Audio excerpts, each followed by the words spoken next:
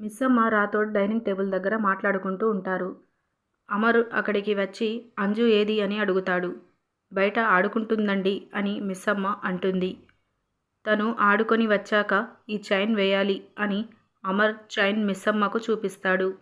అదే సమయంలో పైన మనోహరి రణ్వీర్ ఇద్దరు పైనుంచి వాళ్ళ మాటలు వింటూ చూస్తారు. ఇక వెంటనే అంజుపాప లోపలికి వచ్చి డాడ్ బయట ఆడిన గేమ్లో నేనే గెలిచాను డాడ్ అని అంజు అంటుంది. అమర్ నవ్వుతూ చైన్ తీస్తాడు. ఆ చైన్ ఇప్పుడు నా మెడలో వేస్తున్నారా అని అంజుపాప అంటుంది.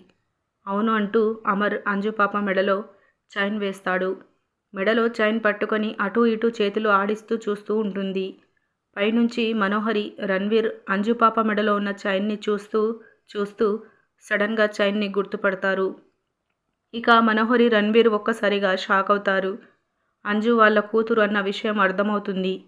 చిన్నప్పుడు రణ్వీర్ అంజు మెడలో వేసిన చైన్ అదే అని గుర్తుపట్టేసి రణ్వీర్ మనోహరి ఒకరి ముఖాలు ఒకరు చూసుకుంటూ షాకులో ఉండిపోతారు. ఇలా మనకి చూపిస్తారు. ఇదండి ఇవాల్టి అప్డేట్స్. ఇలాంటి డైలీ అప్డేట్స్ కోసం మన ఛానల్ని సబ్స్క్రైబ్ చేసుకోండి. Thank you.